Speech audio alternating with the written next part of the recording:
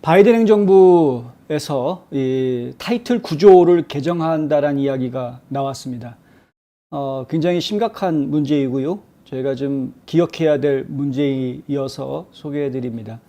연방교육부에서 발표가 오늘 나왔는데요. 지금 이제 교육부 장관이 발표를 한 거죠. US Department of Education announces change to Title IX regulations that prioritize 예, 갑자기 탭이 늘어졌습니다. prioritize the protection of student survivors. 학생 생존자들의 보호를 우선시하는 최우선시하는 규칙들인 타이틀 9번을 지금 이제 고치겠다라는 것이죠. 고치겠다고 발표를 지금 한 겁니다. 타이틀 구조가 지금 세상의 모습을 드러낸 지 오늘이 딱 50주년 되는 날입니다. 타이틀 구조는 원래는 평등권을 보호해주는 그러한 내용을 담고 있는데, 특별히 이제 성별이라든가 인종이라든가 이런 것으로 인해서 차별당하지 않게 해주겠다라는, 차별로부터 보호해주겠다라는 내용을 담고 있는 것이 이 타이틀 구조입니다. 근데 이 타이틀 구조의 내용이 오바마 대통령 때 와가지고 해석이 좀 달라집니다. 달라졌다라는 건 좀 확장이 된 것이죠. 과거에는 인종차별, 성차별은 이제 남녀차별 뭐 이런 부분이었던 것이었는데, 이 부분을 좀 더 확장을 해서 LGBTQ에 대한 차별, 이런 식으로 확장을 시켜 놓습니다. 그래서 이제 오바마 시절부터 타이틀 구조에 대한 조항은 마치 LGBTQ의 권리를 보호해주는 그러한 형태로 인식이 많이 되어져 왔던 것이었고요. 근데 이제 오늘 교육부 장관이 발표한 내용을 보면은 학교 안에서 성차별에 대한 부분을 어디까지 인식하고 어디까지 학교 당국이 관여할 것인가에 대한 부분을 다시 개정하겠다라는 이야기입니다. 바이든 정부가 제안한 새로운 가이드라인은 학교가 평등한 교육 접근을 보장하는 연방 규정을 어떻게 적용해야 하는지를 다루는 것으로, 현지의 규칙 해석을 넘어서서 성 정체성과 성적 지향에 따른 차별도 포함하도록 보호를 극적으로 확대한다. 학생들 중에 혹은 뭐 교직자들 중에 이런 그 LGBTQ인 이른바 그들이 말하는 성소수자라고, 저는 그 성소수자라는 표현 굉장히 적합하지 않다고 생각합니다만은, 왜냐하면 그들은 성소수자가 아니고요. 그냥 성적 취향이 일반인들과 좀 다른 사람들, 성적 취향이 좀 특이한 사람들, 뭐 이렇게 이해하는 것이 사실 더 현실적입니다. 남자로 태어났는데 남자랑 성관계를 가지려고 한 사람, 여자로 태어났는데 여자랑 성관계를 가지려고 하는 사람, 아니면 뭐 남녀 구분 없이 그냥 양쪽 다 그냥 성관계 가지려고 하는 사람, 뭐 이런 사람들, 그러니까 좀 특이한 사람들, 이게 저희가 볼 때는 좀 창조 질서에 어긋나는 행동들인데, 뭐 어쨌든 본인의 자유니까, 그건 취향이니까. 근데 이러한 사람들에 대해서 보호해 주도록 하겠다라는 것이죠. 학교 안에서. 이는 도널드 트럼프 전 대통령 시절의 변화를 대체할 것으로 보인다라는 지금 분석이 나왔습니다. 연방기금을 받는 교육기관의 성차별을 금지하는 연방법 타이틀 제9조는 초중고등학교와 대학이 어떻게 해석하고 적용해야 하는지에 대해서 오래도록 좀 논의가 되어져 오는 그런 내용이기는 했습니다. 도널드 트럼프 대통령 시절에는 이 타이틀 9을 위반한 혐의로 기소된 사람들에 대해서 보호를 좀 강화하는 그러한 내용을, 그런 변화를 좀 주었었습니다. 예를 들어서 타이틀 9이 남용이 될 경우에는 실제로 범죄자라고 말하기 어려운 사람들이 범죄자로 내몰리는, 그러니까 이제 피해자를 지나치게 보호해주는 입장이 되면은 가해자가 아닌 사람들도 가해자가 돼버리는 이런 상황이 생길 수 있는 것이죠. 이게 적절한 예인지 모르겠습니다만은, 예를 들어서 제가 성추행 얘기를 좀 하자면은 그렇습니다. 성추행의 기준이 뭐냐 그러면, 예를 들어서 이제 한 여성이 있는데 남자들이 나를 바라보는 눈빛 때문에 내가 성적 수치심을 느꼈다. 그러면 성추행이 된다라는 거죠. 그러면 이제 성추행이 되는 겁니다. 근데 어떻게 바라봤길래 그런 마음을 느꼈는지는 모르겠습니다. 그러니까 똑같은 시각으로 봤는데 한 여자는 수치심을 느꼈고 한 여성은 그런 느낌을 가지지 않았다라고 할 경우에 어쨌든 성적 수치심을 느꼈던 여성이 저 남자 때문에 한테 성추행 당했어요라고 고발을 하면 그러면은 이 남자는 고발을 당할 수밖에 없는 뭐 이런 상황이 되는 겁니다. 눈빛을 어떻게 관리해야 될 것인가? 그래서 뭐 한동안 이런 얘기도 나왔었죠. 직장 내에서 여직원들하고는 남자 직원들이 밥을 같이 먹지를 않는다. 잘못했다가는 고발당할까봐. 뭐 이런 얘기들이 지금 나오는데 이게 웃을 얘기 같은데 웃기는 얘기 같지만 이게 굉장히 현실적으로 심각한 얘기입니다. 이런 문제 때문에 뭐 내가 뭘 어쨌다고 하면서 당하는 사람들이 나왔다라는 거죠. 근데 반대로 이제 피해자라고 주장하는 사람들 입장에서는 그것 때문에 괴로웠으니까 어쩔 수 없이 토로하는, 참다 못해서 토로하는 것이다. 이렇게 또 이야기를 하고 있으니까 이걸 어떻게 처리해야 될 것인가 하는 골치 아픈 문제들이 지금 생겼다라는 이야기. 트럼프 대통령 시절에는 이걸 어떻게 바꿔놓느냐 하면은요, 그 문제를 증명하게 만들었습니다.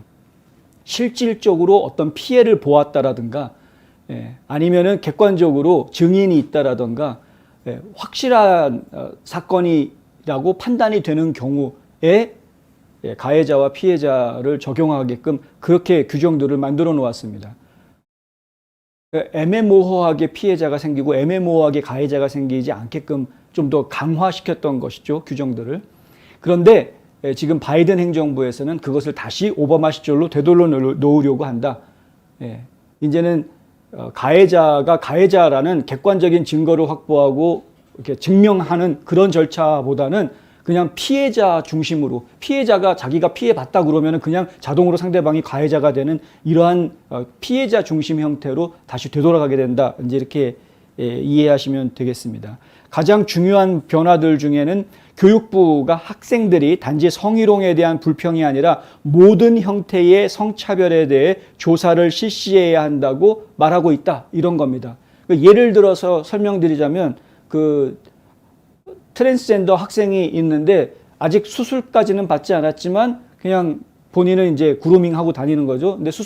근데 이 학생은 나는 지금 여학생인데 원래 남자로 태어났으나 지금 나는 여학생인데 여자 화장실에 가면 여학생들이 막 뭐라 그러고 남자 화장실 가면은 또 남자애들이 또 막 또 괴롭히고 그래서 나는 화장실을 어떻게 할지 모르겠다. 그런데 학교에서는 나 같은 사람들을 위해서 쓸 수 있는 화장실을 만들어주고 있지 않다. 이건 이제 제소 대상이 되는 거죠. 예를 들면 그렇습니다. 새로운 규칙은 임신과 관련된 괴롭힘뿐만 아니라 성적 지향과 성 정체성에 기초한 차별을 다루게 될 것이고 현재와 같이 교육 프로그램에 참여할 수 있는 누군가의 기회를 제한할 정도로 심각한 것으로 판단되는 행동보다는 적대적인 환경을 조성하는 것으로 알려진 모든 행동에 적용될 것이다. 아까 설명드렸던 내용하고 같은 이야기인데요. 예전에는 이 아이 때문에 상대방 아이가 수업을 못 받을 정도로 힘들어한다. 이런 구체적인 증거나 사례들이 나와 주어야 가해자, 피해자 이렇게 딱 구분을 했다라는 것입니다. 그래서 학교 당국이 그러한 것들을 기준으로 해서 행정조치를 취했었는데 이제는 지금 교육부가 내놓은 새로운 가이드에 따르면은 그게 구분이 되게 어려워지는 것이죠. 모든 행동들, 모든 차별에 대해서, 적대적인 환경에 대해서 아까 말씀드린 대로 내가 사용할 화장실이 없어요. 그러면 그 학생이 학교를 혹은 그 교육청을 상대로 그냥 뒤집어 놓을 수 있는 겁니다. 막말로 이야기하면. 지금 이제 초중고등학교 같은 경우에는 뭐 발칵 뒤집힐 수밖에 없는 내용이 발표가 된 겁니다. 사실은. 바이든 행정부는 또한 학교가 고발된 개인에 대한 유죄를 판단하기 위해 낮은 수준의 증거를 사용할 것을 촉구하고 있다. 그러니까 제가 나를 성적으로 학대했어요. 혹은 추행했어요라고 고발을 할 때 트럼프 행정부 시절에서는 증거를 확실하게 제시하게끔 했는데 지금 바이든 행정부에서는 최소한의 증거만 가지고도 이를 처리하게끔 그렇게 했다. 겁나서 어디 학교 애들 보내겠습니까? 멀쩡하던 우리 아이가 어느 날 갑자기 성추행범이 될 수도 있는데 참 골치 아픕니다. 미국의 카르도나 연방교육부 장관 이분인데요. 미국의 카르도나 연방교육부 장관은 새로운 규정을 발표하기 위한 기자들과의 컨퍼런스 콜에서 이러한 변화는 피고인들의 정당한 절차를 보장하면서 학생, 교사, 학교 교직원을 모든 형태의 성차별로부터 보호하기 위한 것이다라고 말했습니다. 너무 지나치게 보호하려고 하다 보니까 가해자가 아닌 가해자가 발생하는 그런 문제가 생길 수 있다라는 부분, 이건 저희가 좀 생각해 봐야 돼요. 차별을 안 하려다가 오히려 역차별 문제가 생기는 걸 우리가 여러 차례 좀 상당히 오랜 시간 동안 그런 문제들을 보아왔었는데, 지금 극소수의 사람들 때문에 전체 사람들이 다 귀찮아지고 힘들어지는 이런 문제들이 발생할 수 있는데, 그러한 것들에 대한 생각은 지금 전혀 없다.